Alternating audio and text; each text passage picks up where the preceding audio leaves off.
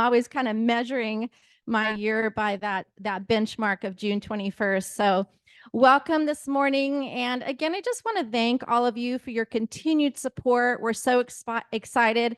We've booked another year here at Community Hospice. They're continuing to support us and provide us this amazing location to gather together. So just a heart full of gratitude for all of your continued support. And we're just so excited to see where the mission and the vision of this community takes us through the years. So want to remind everybody that we have the flyers on the table for our next meeting. So again, don't hesitate to grab those, take those back to your communities, post them on social media. And, we're just going to keep marching on with our mission and our vision to get the word out to our community that we are here to serve and educate. So as a reminder, what are our mission, our vision, and our values here at OACS? So our mission is to proactively serve and educate each other in pursuit of synergistic solutions for seniors and their adult children. Our vision is to create a unified senior resource team to support each other and the community that we serve. And our values are integrity, synergy, service, and collaboration. And also continue to remind everybody that we've got the QR code on the poster in here today, or at the front, I should say. When you come on in, if you want to just, click on that to get yourself on Facebook. I know Ollie was sharing with me this morning. He's out there being an ambassador, getting people to join up on Facebook. So appreciate those efforts, Ollie, so much. And so if you came in and forgot to get your business card into our basket, we have a lot of gifts today. We have all of these raffles over here and 3 more. So the odds are high you're going to get something today. So, and they look really like just some really amazing gifts. So thank you to everybody who has contributed. And we'll be making sure to share today what organizations have been so generous with their donations. Anybody here new today? I won't embarrass you. I just like to get a head count. We have 3 new ladies, 4. Okay, the hands keep coming up. All right, 4. Wonderful. Applause. Let's give a round of applause, everybody. Thank you so much for coming and attending our meeting today. I love seeing, it seems like we're staying pretty consistent with every meeting. We're getting new faces, new names, new hands going up. So that is a testimony to all of you in this room that you're continuing to reach out and share the wonderful information of what we're here doing. All right. So we are up to 423 people on Facebook. That's up by 10 people. So great job. Yay to us. Round of applause. So just, continue to keep up the good work. We have, like I was saying, 6 more months left to try to get up to that 500 mark by the end of the year. So let's do it. We can do it. Any upcoming events that anybody would like to share, just raise your hand. Don't be shy. We will bring you the microphone if you're a loud talker. Miss Elizabeth.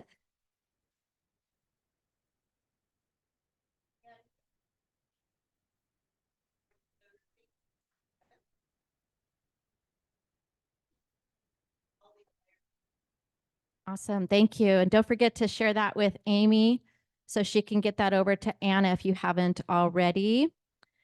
All right. Anybody else? Yes.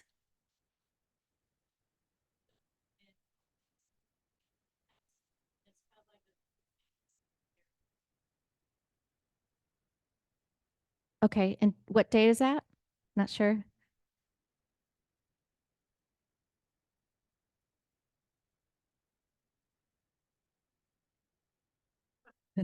August 19th. Perfect. Awesome. And then again, get that over to either Amy or Anna again, so we can get that up on our social media. Anybody else have any announcements of any upcoming and amazing events? We're all good. All right. So we are looking at still booking spots for 2025. We are all booked up, Amy, correct, for 2024. So anybody wants to speak again, we would love to have you speak and share new information.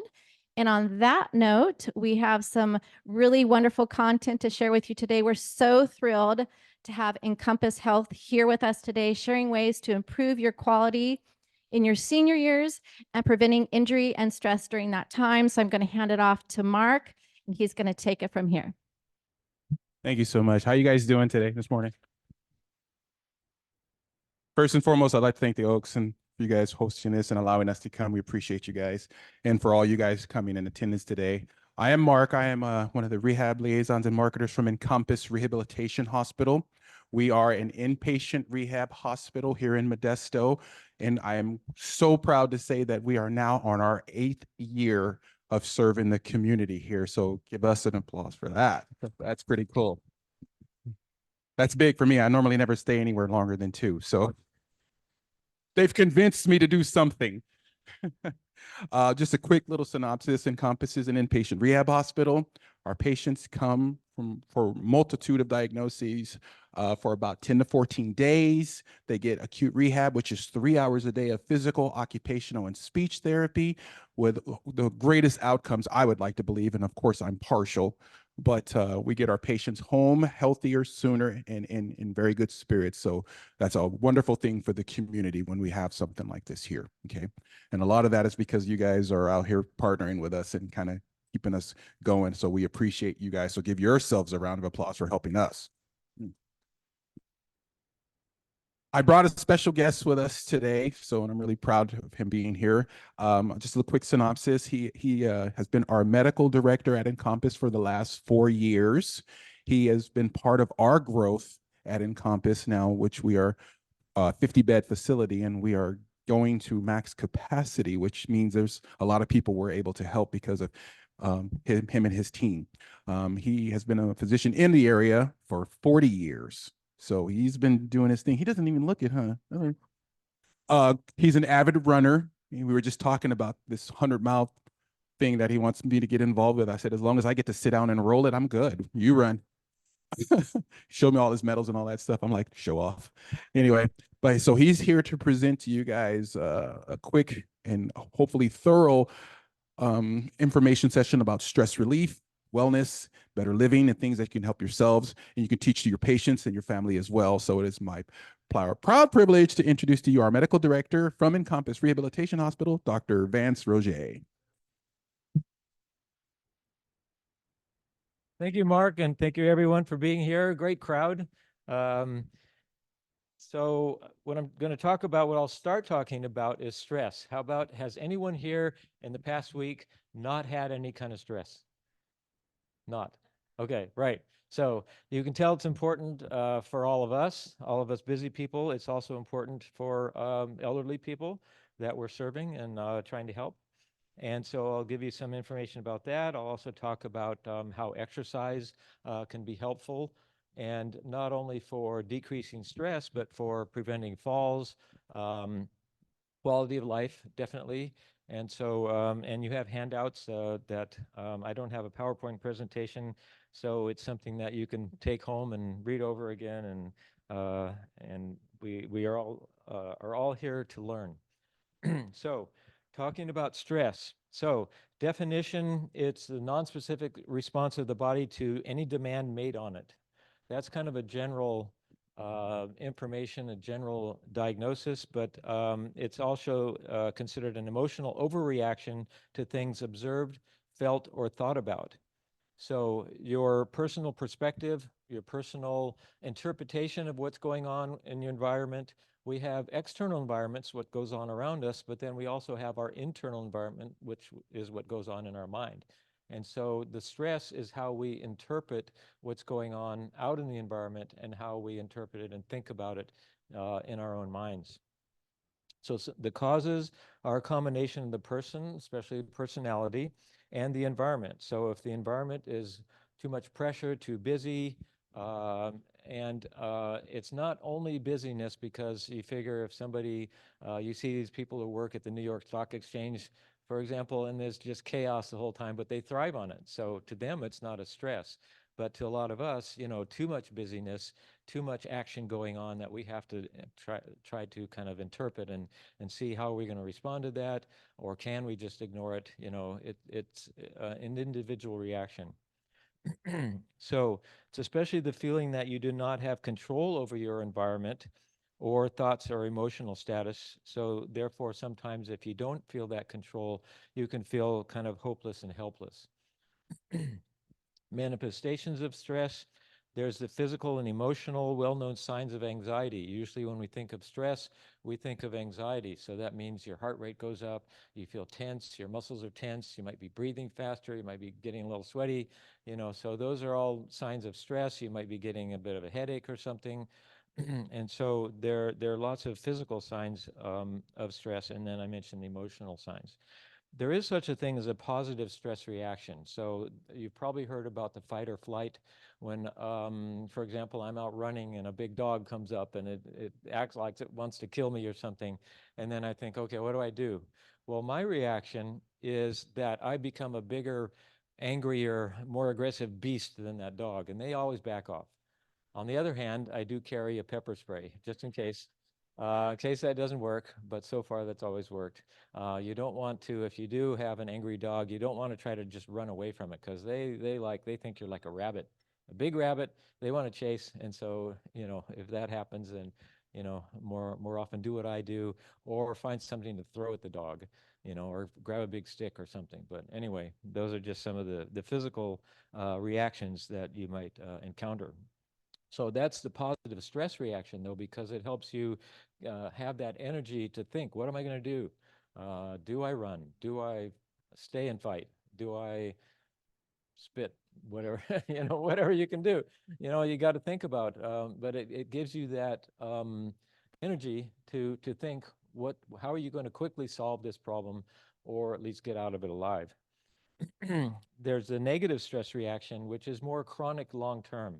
So as you can imagine, if people are having anxiety, stress, depression for a long period, that can cause lots of conditions, lots of medical problems. I'll go over those in a bit, and there are various lists of things that causing a problem. But we don't want anxiety reaction lasting too long after that stress stimulus is gone. So if you can get over something quickly, even if it's a reaction with you have an argument with somebody, try not to mull over it for too long. See if you can how you can rationalize to get rid of that memory, and see what you can do about that. But you don't want somebody to become a chronic long-term reaction. So we want to take the holistic or the mind-body connection approach. There are psychosomatic or biopsychosocial issues that are going on. That's psychological reactions that may contribute directly or indirectly to the cause of some physical disorders. And so actually, if someone has had stress reaction for a long period, it can actually cause increased blood pressure. I'm sure we all know about that. It can cause irritable bowel syndrome, which somebody has a nervous stomach. Well, the intestines in the stomach actually have stress receptors in the cells, and they can feel when we feel. So in other words, they'll feel the stress, and if somebody has a stress reaction, and they say, well, they feel it in the pit of their stomach or something, or they feel their intestines are starting to grumble a little bit or something. So that's because, like I said, that there is that reaction of the brain to the GI tract, stomach and intestines. They feel the stress, and if it goes on for a long period of time, people can get irritable bowel syndrome, which means either constipation or diarrhea, and various other problems that occur also. The endocrine system, which is metabolism and the immune system, also can take a hit and be overly sensitive to your stress reaction and cause problems like people getting illnesses more often. You could be more susceptible to getting a cold or the flu, or various other problems, and even problems causing headaches, ulcers, even causing heart attacks. If somebody has their immune system in a chronic stress response, there can even be not only infections and allergies, but autoimmune diseases like rheumatoid arthritis, multiple sclerosis, something called systemic lupus erythematosus, or SLE, and even some cancers. Diabetes also can be either caused, less likely, but influenced and worsened with a chronic stress reaction. So treatment and prevention. So there are general ideas, the idea of modifying your thoughts and behavior. So if you have sort of happiness attitude, you know, things can bounce off of you quite easier than not having that attitude to where they sink in and you mull them over and it becomes a habit, actually. And so you want to get used to, especially the way you react, learn how to relax, develop a positive attitude. Both of these things increase a sense of control and well-being. So if you get used to saying that's not my problem, for example, and that we can't always do that, but anyway, if you can not internalize it to become your problem and think about what you can do about it, or is it really your problem, or can you get other people to help you out? Those are all important solutions to modifying your thoughts and behavior. You can modify your environment, including changes in lifestyle, schedule. Schedule is real important because if you set things up to where you're just too busy all the time and there might be a solution to where you don't have to do that, then sure, try to pursue that. I like to have, I don't use my cell phone too much, although I do have, you know, meetings on my cell phone, and I set alarms for 10 minutes or so ahead of time so I won't forget a meeting. But I still carry a little calendar booklet, and I'll write things down because I don't want to forget. I want to look ahead and see what's going on. I want to be prepared for the day, the week, month, whatever. And so you don't want things to just happen and, oh no, what do I do? You know, so you want to be prepared. And so that's one of the things about getting more organized.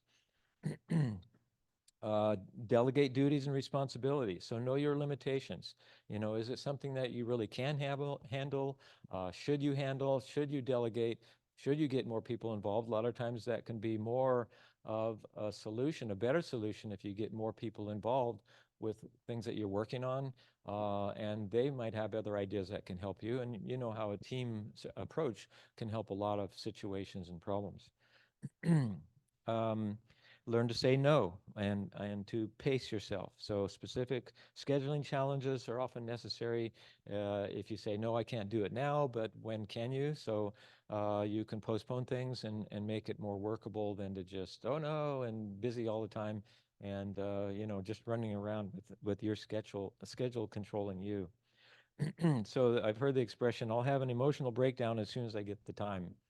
So we don't want to have that attitude. It might have even been somebody like Woody Allen who said something like that, but because he was, you know, a very stressed type person. So anyway, make lists, use organizational notebooks.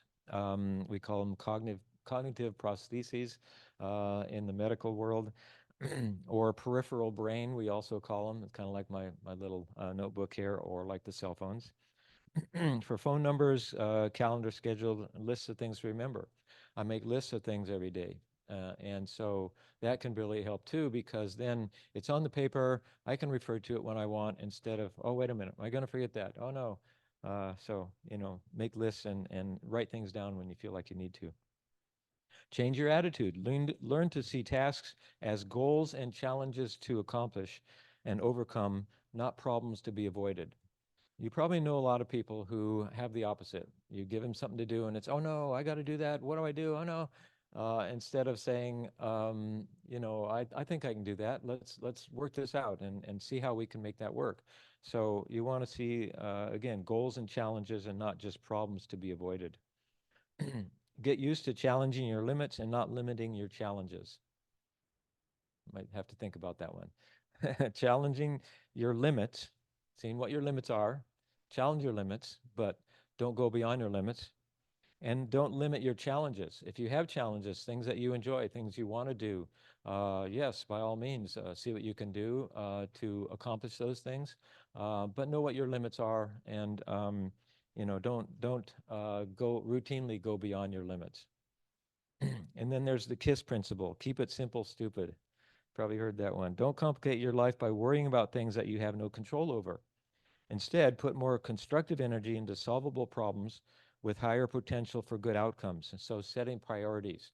You might have seen how people have this diagram of where they set their priorities. You know, something that's urgent and important goes in the top list. Something that's important but not urgent goes second. Something that's not urgent, not important, goes farther down on the list. And so you can prioritize things that way and set yourself up for success and being able to accomplish things that you really want to and need to accomplish.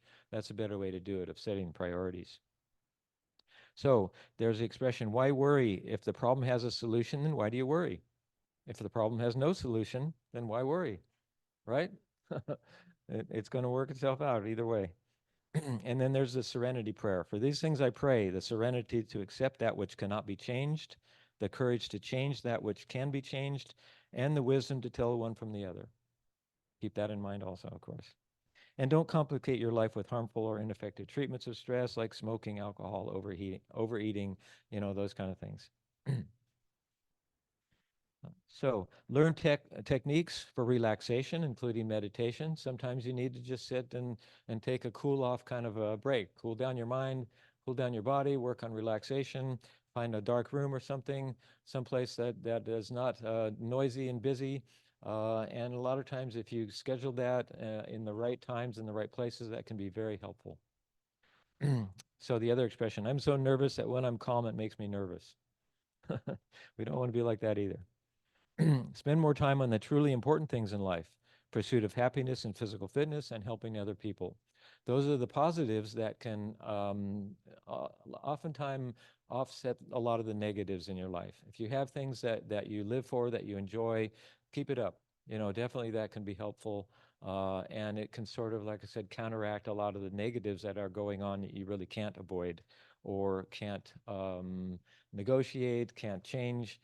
In some way, at least you have the positives and, pursue those things also. Attitude or the way you view life is all important. It's your emotional perspective. It's how you put a spin on things. When data comes in, how does data in your brain get filtered out? How does it get challenged? How does it get accomplished? So it's your emotional perspective if you help with attitude. And the expression, I complained that I had no shoes until I saw a man who had no feet. Well, that brings up something that I did. I did a marathon in a wheelchair. And so it's kind of like not only somebody who has no feet, somebody who can't walk. And so I wanted to see it from their perspective. And so, I trained for and did a marathon in a wheelchair. So health is a condition with physical, social, and psychological dimensions, each characterized on a continuum with positive and negative poles. So positive health we call wellness. It's associated with the capacity to enjoy life and withstand challenges, not merely the absence of disease or the slowest possible rate at which someone can die. We don't want to say that that's healthy. We want to aim for the positive and not just try to avoid the negative. And true fitness means physical and mental, emotional adaptability. So some of these things I've been talking about and how you can adapt to your life, how you can learn and how you can prosper in as many ways as possible, and in spite of all of life's pressures and demands. So in most cases, a physically fit person also responds to stress better. So with less anxiety reaction than an unfit person. Because if you figure when we are pursuing a physical activity, it's a bit of a stress, it's a challenge. And so, like I said, we set up challenges and we want positive challenges. We plan on doing things, and therefore when we accomplish those things, we feel that we've accomplished something. We feel, positive feedback from the things that we've accomplished. And if you can aim for the emotional things, but also the physical things, that can be a positive in your life. So even just getting out every day, walking around the block or something, that's a positive thing. And chances are when you're out there walking, you're going to think about, hopefully not just thinking about problems, but thinking about solutions of things that are going on in your life. There's the expression, we live too short and die too long. And so that was actually a book that I read by a doctor who was also very physically fit. And the book was called How to Live to be 100. And so but his approach was saying that we live too short. True living, quality life, we live too short. And so we want to extend that out and plan year by year, decade by decade, how can we be happy? How can we keep prolonging our good life and not just be sick since, maybe some people in their 30s or 40s have been sick and they die a long time. So we don't want that. We want to be living healthy for a long time and having a good quality life. So talking about exercise and fitness, I've included some things here. Actually, the next page here, it's tells about all the different functional disorders associated with psychological stress. So I won't go over all those things, but if you can read those over at some time, you can see that pretty much every system in the body has some sort of reaction to psychological stress. So again, psychological can become physical, and it can be a damaging to those organs and systems of the body. So cardiovascular, gastrointestinal, genitourinary, muscular, respiratory, skin, and even allergies and viral illnesses can be affected by stress. So let's go over the next page here, home program for improving balance. We want to prevent falls, and I think ways to improve balance, I would start with static. I'll show you here some things. So static standing balance. You have 2 chairs, and you work on just standing on one leg, and you have the 2 chairs in case you're going to whoa, and then you need to touch the chair and instead of falling over. And so work on just standing on one leg, balance. The other leg, if you have to be out like this, like a tightrope walker, gain a little more balance, get to where you can bring your arms in and balance, and the other way, and then get to where you're stepping and doing a little bit faster, back and forth. So gradually less holding onto the chairs, gradually a little faster, maybe even a little farther apart, like that. Dynamic balance is kind of what I've been doing, is side to side, and you're moving a bit more, and you're stopping at the right point and regaining your balance. You can go side to side. You should go forward and backward. When I have people who have had strokes or just come into my office because they've had falls and injuries, I tell them about all these things. I give them the same paper and instruct these things and have them work on it at home. They can do it in front of the TV or whatever, but at least if you get into a routine of working on your balance, that can definitely help prevent falls and recovery after a fall. So stepping forward and backward and gradually holding on.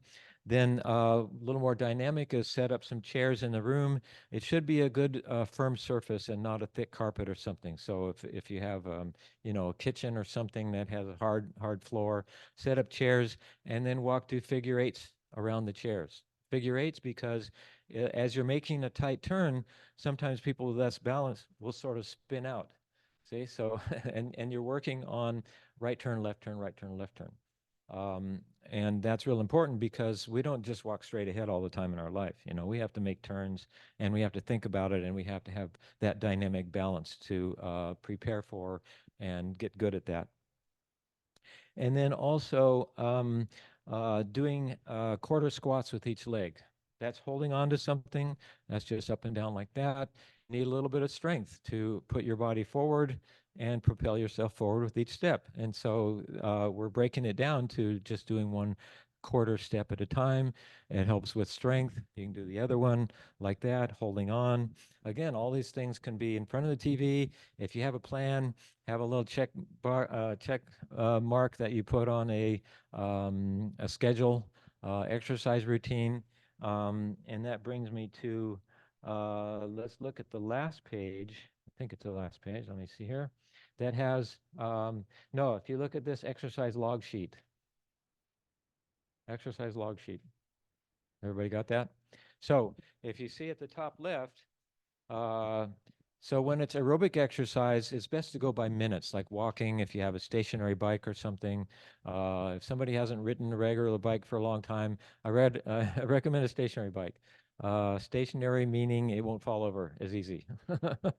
And so, and also you can do it in front of the TV also, and you can do it when it's 100 degrees outside because you're inside and it's cool. You can have a fan blowing on you and the air conditioning. And so anyway, and when it's aerobic exercise like that, like I said, it's best to go by minutes. It's a lot easier to quantify and see how you're improving. You don't want to say, well, I'm going to do a mile or something, and then, well, you might push yourself beyond what you felt like you could do. So it's better to gradually increase, and that's why you have a log sheet that you can see, plug in the minutes, and see how you're doing, and it's very motivating. You can look and say, well, this is me, this is my life, this is what I'm doing. I'm programming my life for success, see? And so I put here run. I don't know, those of you who can run, maybe you'll do the walking for the first month and you'll see, well, maybe I'll start a little bit of jogging, and then you do maybe a quarter or half or something of what you were walking just to get into it. Or you can do a walk jog. So, and a lot of times jogging might just be like this. It's a little different kind of gait, but you're getting there, you know, a little bit more. And then I put WTS for weights. Weights could be just that strengthening exercise I showed you. And when I do some sort of weights, I'll put W times how many I've done, how many sets, W times 3, whatever. I've done 3 sets of whatever exercise. If I worked on this one, if I work on quads, a little bit more up and down. I have a little weight machine at home. If I work on quads, I'll do that, and so I'll put W times how many.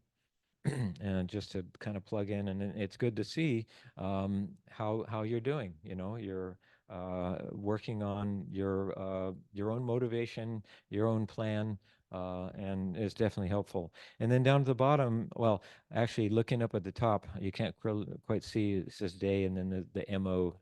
You can't see MO is month, but each of these has 3 months. So if you look all the way out, 30, 31 days, and so AM, PM, and then you can see each of these. I would say start making copies of the blank so that you'll have another blank for the next 3 months and on like that. If you use it up, then you'll have writing all over the next one. See what I mean? And then down at the bottom, it says events. That can be events that you're planning for. You can say, well, I'm going to walk a 5K or something. There's one coming up a couple months from now. I think I'll enter and just plan on walking it. Okay. So you write that down. You write the date, what the event is, and that's your motivation. That's your goal. And so it's good to have goals, and so you're doing all this work up here in preparing for your goals. You're programming your life. See, in a lot of ways. And it's physically and mentally programming your life. After you do that event, you can write about it. What did you learn? What did you enjoy? Oh, I did it with my friends or family or whatever. Did not get bit by any dogs, whatever, however you want to write down here. It's kind of like your diary for your exercise. And so chances are, as you're programming these things in your life, that gets to be kind of positively addictive.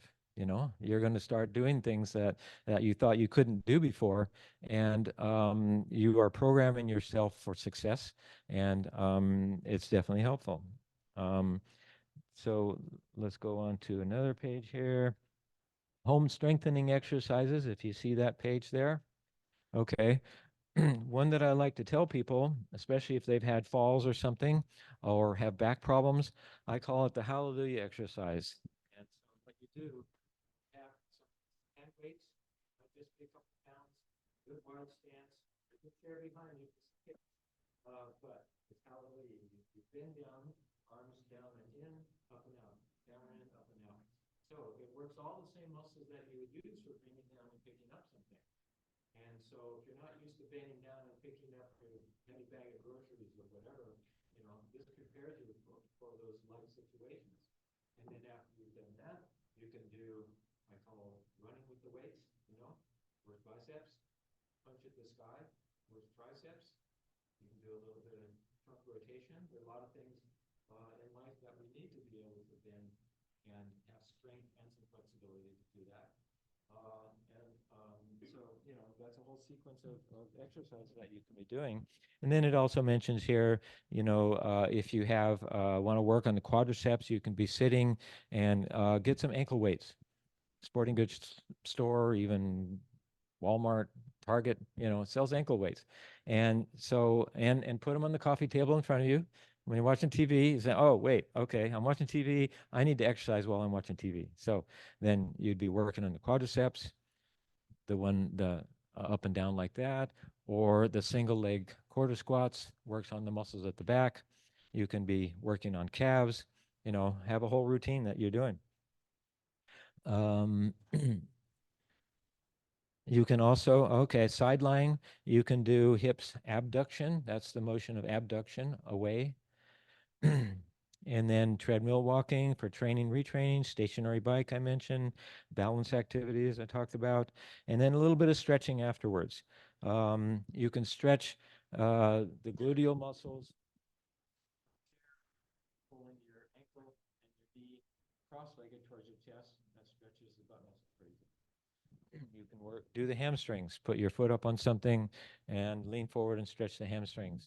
With any stretching you do, you want to take a deep breath, and as you let the air out, you'll feel that give and release. You want to feel that give and release. You don't want to feel like you're forcing in, oh no, it hurts. And no, don't stretch to pain. You want to stretch to feel that release sort of. And muscles that you work, yeah, they're going to get a little tight. And the next day, you'll see how you did. You're going to get even more sore probably if you're just starting a program or increase something that you're not used to. You'll need to be getting right back into doing some exercises and stretching those sore, tight muscles. Stretching your back also. You can sit on a chair, lean forward, putting your elbows on your knees, take a deep breath, and come forward and stretch like that. I say putting your elbows on your knees because then it's a passive, relaxed stretch. You don't want to just be, you don't get a good stretch if you're just bending down like that because you're having to hold those muscles tight to hold your trunk from falling over. So there are some other exercises in here. Go over those on your own. I won't really talk to you about those. You have to just kind of read through and see which ones you want to do. And so for people who really haven't done, these are pretty low level exercises, very beginner exercises, but it's if you haven't exercised for a while, then that's good to do. And the last page, a quick checklist for prevention of falls. This you can copy and give to people because especially older people are going to have problems with risk of falls. And so it goes through, and like I said, it's a checklist. You look around inside the house, outside the house, and see what you can do to make changes or check to make sure things are already good to prevent falls. And there are lots of risks. And always when we have people in our rehab hospital, before they go home, I always talk to them about prevention of falls. Some of the areas where they would have a problem would be in the bathroom. If they get up during the night, I say, well, if you wake up during the night and you feel like you need to go to the bathroom, sit at the edge of the bed first. You need to remember, okay, I'm awake. I'm not sleeping. Wait, okay, now I'm ready to go. Okay, you don't want to just suddenly get up and go, stumble to the bathroom. No, you want to make sure you're awake and think about, how your body, everything's working and can you make it? And then you might need to turn on a light. And so the other thing about fall risks before our patients go home is I say, do you have any throw rugs, the rugs that might get wrinkled up? If it's not just a carpet that's all nailed down, they might have these little rugs that get wrinkled up, or they might have cords that come from a light across someplace or something. And then the other one, the big one that a lot of people forget about, I say, do you have a dog or a cat at home? Okay. You could be standing in the kitchen or something. They sneak up behind you. They're very stealthy. And then you take your first step and they're right there and boom. So that's a fall risk. They want to be close, especially if the person's been in the hospital for a while and they miss them. They want to be real close to them all the time. They could take a step back and fall over them. So take a look for any pets that might be a problem and cause a fall. Other things to just look for, like I said, this is a checklist to go down and see what might be problems that would cause a fall at home and have them keep it around. So I've babbled through lots of things rapidly. Do we have questions? Hopefully you have lots of questions. Do I need to repeat anything? Hopefully not all of it. I don't want to just start over, but anyway. do I need to repeat anything or expand a little bit more on some of the things that I talked about, or any ideas, okay.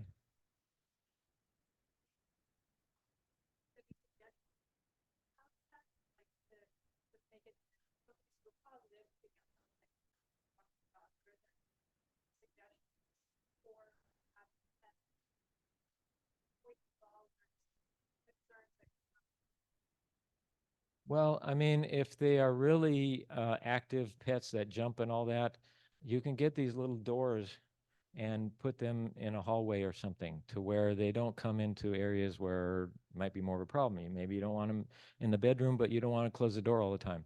So you can get these little swing away doors that are real easy instead of just a regular door, and you can see you can see through them, because it's just a little half door with a little gate thing. If there are little kids at home also, we had those when we had kids, when our kids were younger. And so those separate little doors or sort of walling off certain areas that you only want the pets to stay. Maybe they shouldn't be in the living room or something. So, that's a thing. And there are times when they should be outside. So maybe not jumping around inside. See?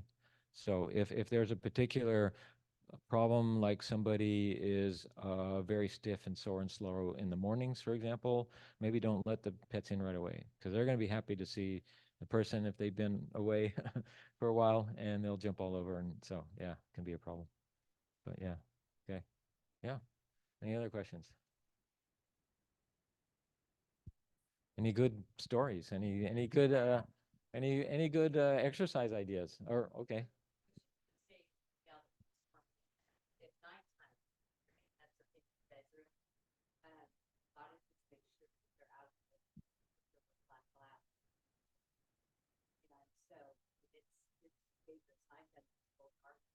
Sure.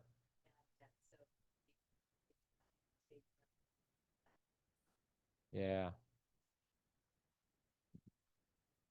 Yeah, and then don't maybe not wean too quickly off of a cane or something, because a cane can be something that's between here and the dog.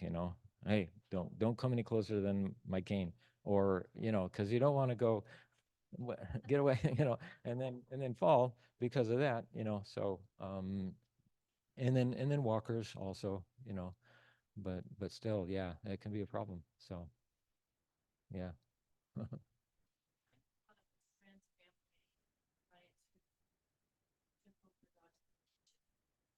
Yeah. Oh yeah. Okay, so that's where the little door thing would be good. Don't even let them in the kitchen. But yeah, because they're thinking, oh, you're in the kitchen, I'm going to get food. I'm going to get scraps or whatever. So yeah, they'll hover, and often in the kitchen you'll go from one place to the other, looking on what you're doing and not looking at behind. So yeah, yeah. Okay, good points. Anybody else have points or additions or? Yeah. Oh yeah. Right. Sure. Yeah. Yeah.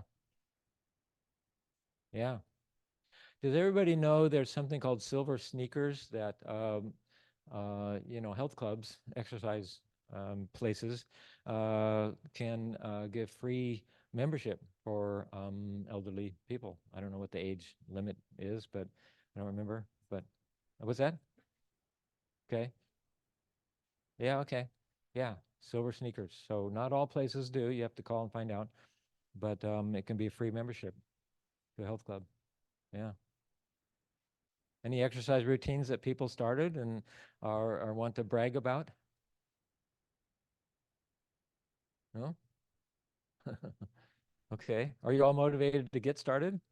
Yay. All right. And you know how to do it, right? Okay. Program, set up your program, put your exercise equipment, whatever you have, or whatever you want to do in front of the TV. Put your exercise log sheet right there and say, log sheet TV. Okay. Here's what I do. Have goals. We have to have goals. Okay. Okay. All right. You're welcome. Okay. Thank you so much, Dr. Rojet. I love fitness. I could talk about it all day long. I don't know if any of you probably guys don't even know. In my former life, I was a certified master fitness coach for 14 years. And I had not only my personal training certification, but I also had a nutrition coaching certification and also a post rehabilitation certification. So I worked with a lot of clients who were coming out of physical therapy and needed a fitness regimen so that they wouldn't re-injure themselves. And there's a lot of specific criteria that goes with that for people like with hip replacements, back injuries, and stuff like that. So besides my passion for seniors, fitness is another one of my passions. And one of my recommendations would be get an accountability partner. I think that's such a great way to stay committed to your routine because it's other things come up, right? Like I'm going to binge watch Netflix today instead of, go on the walk or the gym visit that I planned on doing. So I just think it's such a great reminder. Not only, in the service industry, we oftentimes are pouring out into other people's lives and you can't pour from an empty cup. So I think it's just such an important reminder to take care of ourselves as we're out there serving so that we can be, our cup is full. And one of the things that I also love that you spoke about today, beyond the physical fitness and the importance of self-care, is the importance of managing your stress. And just a quote came to my mind while you were speaking. I remember it came from Tom Hanks, and he said, if I could tell my younger self just one piece of advice, it would be that this too shall pass. And to just really remember that, sometimes things seem insurmountable or just so stressful. And if you just give them a little bit of time, they usually end up working themselves out. So thank you so much for speaking today. I just think it was a lot of great content and super wonderful. So Amy, you want to come on up? We'll do our raffle today. I could get going. I could preach on this subject. Don't get me started. Thank you. All right. Yeah. After all of that. Okay, perfect. So we have an amazing gift here from Home Helpers from Mr. Ollie Becker. Great gifts for our raffle today. We have a Sarah Christ. Did she took off? Okay, we're going to do another one. All right. Julie Cosgrove, come on up and get your gift. You're welcome. Loving the outfit today. Super cute. All right, another prize raffle gift here from Ollie Becker from Home Helpers. Take from the bottom of the stack. Oops. Nita, I am not going to try to pronounce your last name. Nita K. Okay, well, I'm telling you, snooze, you lose. Karen Lastly. Hey.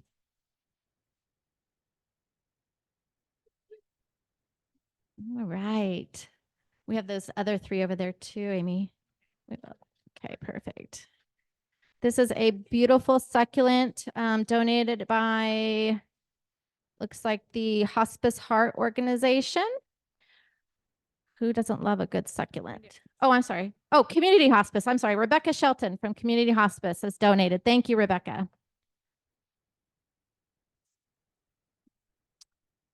Elizabeth Milan, come get your succulent.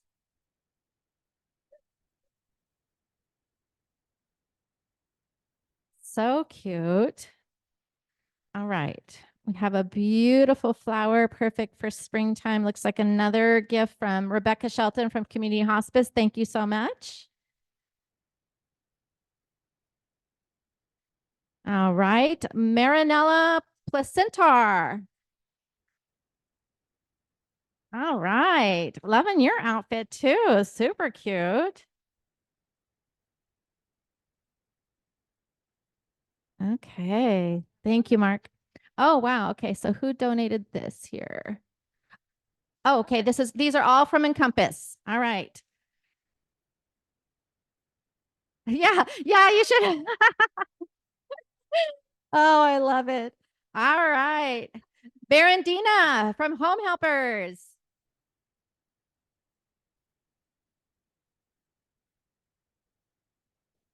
You're hired.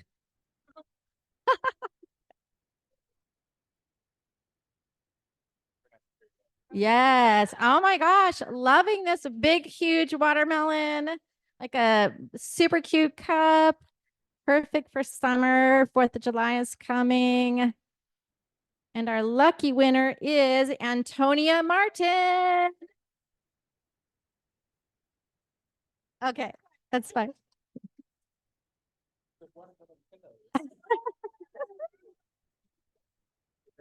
Right? So cute.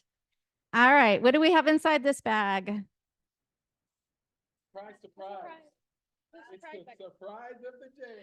All right, Kathleen Halsey, come get your prize. Woohoo! All right, everybody. Thank you so much. Next Thursday, July 11th, we'll be here to hear from Grace Hawkins what a connected living health facility is and its role in the healing process. So mark your calendars to join us July 11th. Thank you again, Jan and Serpa from Community Hospice. And don't forget to come check out the table with all of the great content. Thank you, everybody.